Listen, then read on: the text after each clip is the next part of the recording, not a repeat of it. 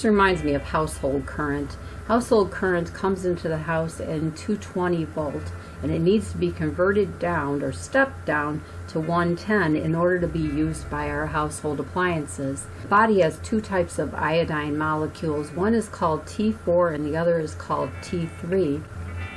And the body needs to convert T4 to T3 in order for it to be in an active form that is useful for our bodies. Hi Buttercups!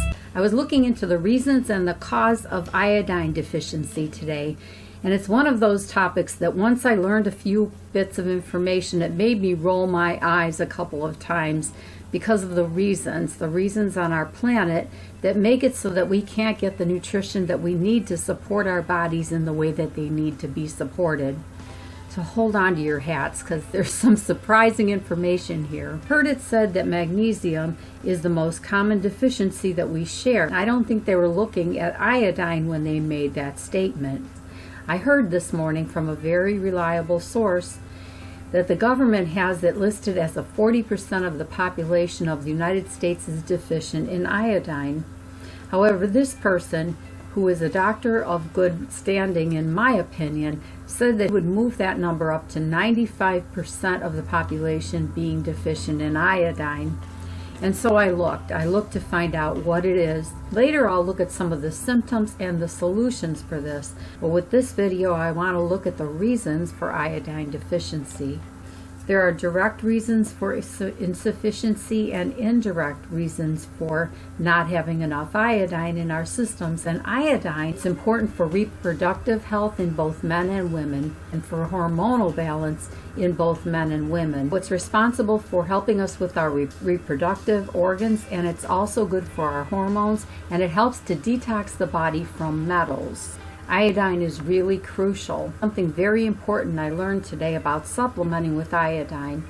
It shouldn't be taken on its own. It should be taken as a mixture with other trace minerals and trace elements. Iodine also helps to stabilize blood sugars, and it's associated with diabetes. Another function of iodine is that it helps to control metabolism in the thyroid, and that's important for weight loss. Yes. So the problem is twofold. There's direct and there's indirect causes of iodine deficiency. The most obvious direct reason, everyone should be aware of this, and if you aren't aware of it, you need to find out and get on board with this.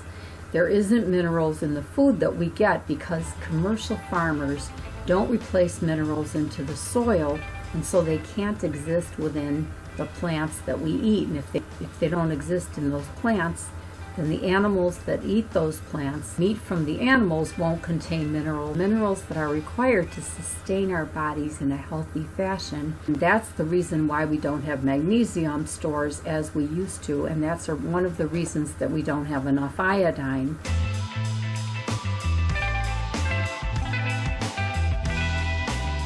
Complications with the gallbladder or with the liver or the kidneys can also in turn cause an iodine deficiency for us, which will directly impact the thyroid. There's another really important mineral. If we don't have enough selenium, the body can't process T4 into T3, and then it is not active in the body for use. Another thing is if there isn't enough bile. Pesticides, herbicides, and fungicides, which are in our food, are called endocrine disruptors. They block the absorption of iodine in the places where it needs to be, and that's another reason that our thyroid levels will become out of whack. There are metals in the pesticides and the herbicides: mercury, fluoride, chloride, or bromide, and those things are very important with the connection of Alzheimer's in the brain. There's another wacky reason that we become iodine deficient, and that is this. Okay? Follow me on this. Iodine has the same molecular makeup as certain metals do, certain heavy metals, and that would be mercury, fluoride, chloride, and bromide.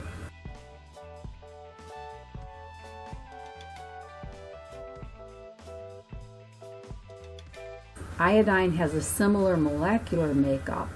So the places in the body that would like to take in and store iodine, sometimes tricked into receiving those other heavy metals into the receptors, and then therefore it blocks the reception of iodine and causes a deficiency.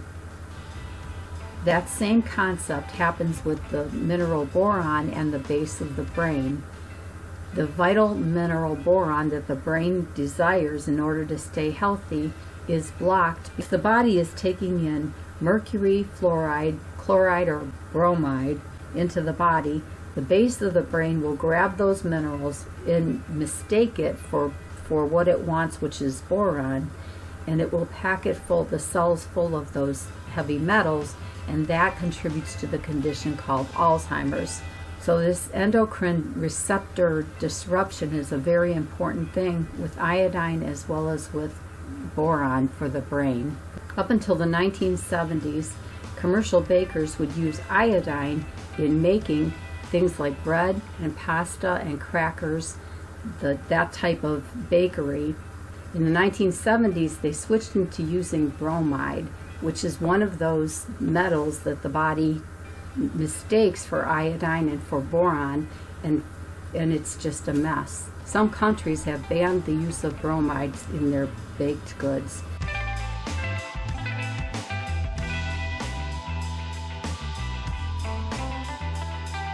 I'm not certain about the United States. I don't think it's illegal here yet. One small reason for an iodine deficiency would be a very high intake of cruciferous vegetables. But in order for that to be the case, the intake of cruciferous vegetables has to be very, very high. And if that's the case, then an iodine supplement can be used. Another reason may be not using a table salt or any iodine food products. High levels of estrogen also block the reception of iodine in the body. That's why during pregnancy it's really important to supplement with some sort of an iodine supplement, because estrogen peaks and iodine levels decrease.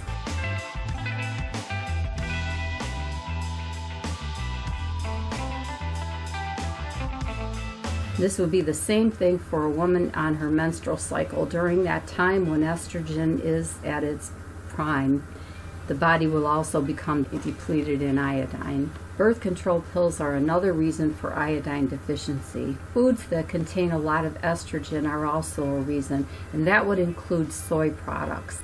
Soy products that aren't fermented are not good for us at all. Estrogen replacement therapy would be another reason to have an iodine deficiency. Women who are larger endowed than I am, larger breasted women need more iodine than women who are smaller along those lines.